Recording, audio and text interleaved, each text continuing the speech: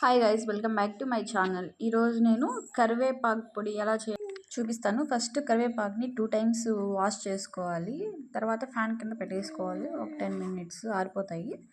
దానికి కావాల్సినవి ఇవి ఎండుమిర్చి మనకి కారంకి తగ్గట్టు వేసుకోవాలి. నెక్స్ట్ ఉద్దిపప్పు 2 స్పూన్స్, మెంతులు 1 స్పూను, ధనియాలు 2 స్పూన్స్, పసుపు 1 స్పూను, జీలకర్ర 2 స్పూన్స్, శనగపప్పు 2 స్పూన్స్. నెక్స్ట్ ఇట్లా ప్యాన్ కొంచెం పెద్దగా ఉండేటట్టు చూసుకోవాలి. అప్పుడే మనం ఆకు అనేది సరిపోతుంది అందులో ఫ్రై చేసుకోవడానికి. ఒక 2 టేబుల్ స్పూన్ ఆయిల్ వేసుకొని అందులో శనగపప్పు కొంచెం కలర్ చేంజ్ అయ్యేంత వరకు ఫ్రై చేసుకోవాలి. ఇట్లా లో ఫ్లేమ్లోనే ఫ్రై చేసుకోవాలి. నెక్స్ట్ ఉద్దిపప్పు వేసుకొని కూడా అట్లా ఫ్రై చేసుకోవాలి. ఇవి కొంచెం ఫ్రై అయిన తర్వాత మనకి కొంచెం స్మెల్ వస్తుంది. అప్పుడు మనకి ఇది ఫ్రై అవుతుంది. లో ఫ్లేమ్లోనే మొత్తం ఫ్రై చేసుకోవాలి. ఎక్కువ మంట పెట్టేస్తే మాడిపోతాయి. నెక్స్ట్ అందులోనే ధనియాలు కూడా వేసుకోవాలి. ఇది ఆఫ్ చేసి ఒక 2 మినిట్స్ ముందు వేసుకుంటే సరిపోతుంది. జీలకర్ర కూడా వేసుకోవాలి. మెంతులు కూడా అందులోనే వేసుకొని నీట్గా ఒక 2 మినిట్స్ అట్లా ఫ్రై చేసుకోవాలి. లో ఫ్లేమ్లోనే పెట్టుకోండి పడిచిపోకుండా. నెక్స్ట్ అందులో చింతపండు కొంచెం, పసుపు ఈ 2 వేసుకొని బాగా ఫ్రై చేసుకోవాలి. మనకి ఏది ఫ్రై చేసినా కూడా మనకి ఫ్రై అయిన తర్వాత కొంచెం స్మెల్ తెలుస్తుంది. తర్వాత ఇవి కొంచెం వేగిన తర్వాత పక్కకు తీసేసుకోవాలి. నెక్స్ట్ అదే ఆయిల్లోనే మనం ఇప్పుడు మిర్చి ఫ్రై చేసుకోవచ్చు.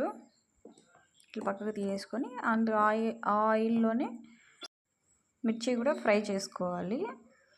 ఇది కొంచెం కలర్ చేంజ్ అయితే చాలు, ఎక్కువ అయితే చేదు వచ్చేస్తుంది. కొంచెం ఫ్రై అయితే చాలు. ఇట్లా కొంచెం కలర్ చేంజ్ అయిన తర్వాత పక్కకు తీసేసుకోవాలి.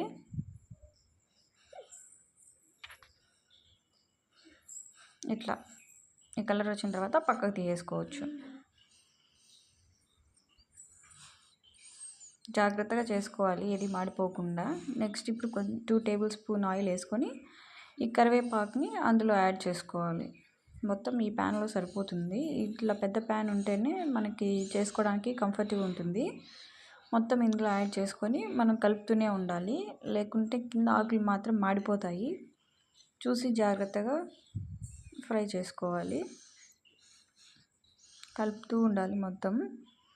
అంతా లో ఫ్లేమ్లోనే, హై ఫ్లేమ్ పెడితే ఆకులు అనేది మాడిపోతాయి, అప్పుడు చేదు వచ్చేస్తుంది.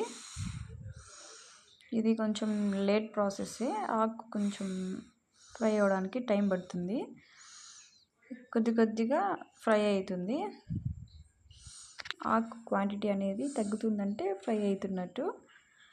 మనం పట్టుకుంటే పలపలా అని సౌండ్ రావాలి కదిలించినప్పుడు. ఇంకా ఇది ఫ్రై అవ్వడానికి రెడీ అవుతుంది. ఇట్లా ఈ కలర్ వచ్చిందంటే ఇంకా ఫ్రై అవుతున్నట్టు. లాస్ట్లో ఇలా సౌండ్ వస్తుంది, అప్పుడు పక్కకు తీసేసుకోవాలి. నెక్స్ట్ ఈ మసాలా అనేది, ఈ ధనియాలు ఇవనేది మిక్సీ పట్టేసుకోవాలి. రోట్లో దంచుకునే వాళ్ళు ఒక్కొక్కటిగా దంచుకోవాలి. ఇట్లా మిక్సీ అయితే ఇవన్నీ ఒకసారిగా వేసుకోవచ్చు. ఇట్లా ఈ విధంగా కొంచెం మెత్తగా కాకుండా కొంచెం పలుగ్గా అట్ట వేసుకుంటే తిన్నప్పుడు బాగుంటుంది. నెక్స్ట్ అందులోనే కరివేపాకు యాడ్ చేసుకోవాలి. అది కూడా మిక్సీ పట్టేసుకోవాలి. ఎక్కువ మెత్తగా పట్టుకోవద్దు, ఇట్లా మిక్సీ పట్టేసుకోవాలి. ఇప్పుడు తెల్లగడ్డలు ఒక 10 తీసుకొని ఊరికే కచ్చాపచ్చాగా దంచుకోవాలి. ఈ విధంగా ఆకు ఈ విధంగా వచ్చేటట్టు చూసుకోండి. అందులోనే ఒక టేబుల్ స్పూన్ సాల్ట్, ఇప్పుడు సరిపోకపోయినా తర్వాత అయినా వేసుకోవచ్చు, చూసుకొని వేసుకోండి. ఎక్కువైతే కష్టము. నెక్స్ట్ ఆ తెల్లగడ్డ కూడా అందులో వేసేసుకొని ఆ మసాలా కూడా అందులో వేసేసుకోవాలి. లాస్ట్లో ఒకసారి ఊరికే ఒకసారి అట్లా మిక్సీ పట్టేసుకోవాలి అంతా కలిసేటట్టు. ఇట్లా కలుపుకొని నీట్గా మిక్సీ పట్టేసుకోవాలి.